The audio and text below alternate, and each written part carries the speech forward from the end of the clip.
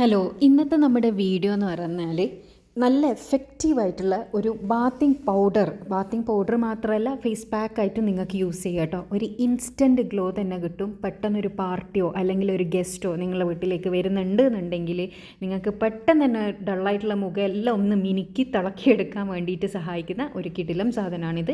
എല്ലാവരുടെ വീട്ടിലും അവൈലബിൾ ആയിട്ടുള്ള സാധനങ്ങൾ മാത്രമേ വേണ്ടൂ. ഇത് നമുക്ക് ആദ്യം വേണ്ടത് കോഫി പൗഡറാണ് കേട്ടോ. ബ്രൂവിൻ്റെ കോഫി പൗഡർ നിങ്ങളുടെ അടുത്ത് ഉണ്ടെന്നുണ്ടെങ്കിൽ അത് ബെസ്റ്റാണ് ഈ സ്കിൻ വൈറ്റനിങ്ങിന് ഫേസ് പാക്ക് ഉണ്ടാക്കാൻ വേണ്ടിയിട്ട്. അല്ലാന്ന് വെച്ചാൽ ഏത് കോഫി പൗഡർ വേണമെങ്കിലും നിങ്ങൾക്ക് യൂസ് ചെയ്യാം. പക്ഷേ ഈ നാടൻ കാപ്പിപ്പൊടി ഉണ്ടല്ലോ, അതിന് വലിയ റിസൾട്ട് കിട്ടാറില്ല കേട്ടോ. പിന്നെ ഇതിൽ ഞാൻ ആഡ് ചെയ്ത് കൊടുത്തിട്ടുള്ളത് ഇരട്ടി മധുരം എന്ന് പറഞ്ഞിട്ടുള്ളൊരു സാധനമുണ്ട്, അതാണ് ആഡ് ചെയ്ത് കൊടുത്തിട്ടുള്ളത്.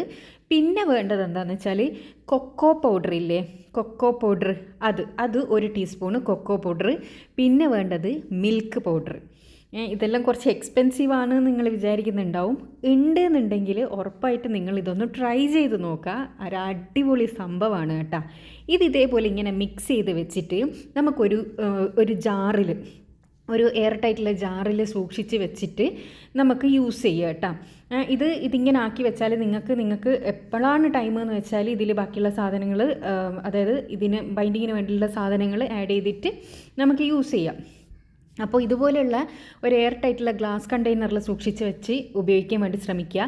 പിന്നെ ഇതിൻ്റെ ഉള്ളിൽ നിന്ന് നിങ്ങൾ ഈ പൊടി എടുക്കുന്ന സമയത്ത് ഇതിൻ്റെ ഉള്ളിലേക്ക് വെള്ളമൊന്നും കയറാണ്ട് നോക്കണം. വെള്ളം കയറിയാൽ ഇത് പൂപ്പൽ പിടിക്കും, അതുകൊണ്ടാണ് പറയുന്നത്.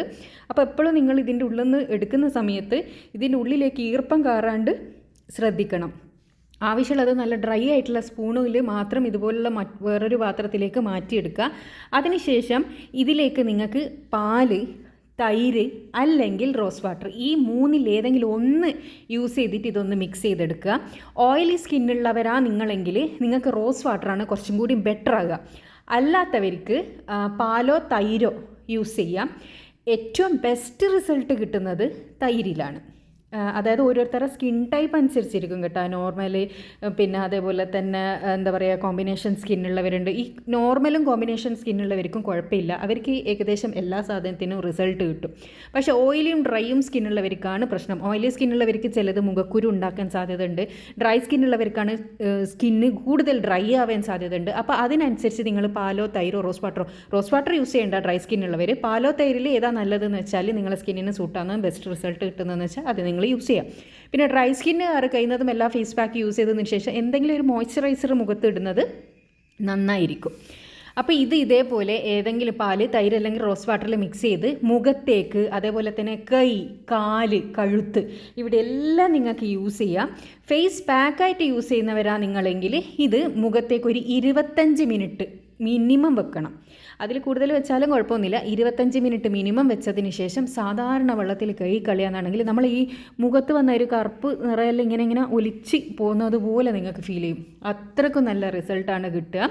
പിന്നെ കുളിക്കുമ്പോൾ നിങ്ങൾ ഫുൾ ബോഡി അപ്ലൈ ചെയ്യുന്നുണ്ടെങ്കിൽ 10 മിനിറ്റ് മാത്രം ബോഡിയിൽ വെച്ചാൽ മതി കേട്ടോ.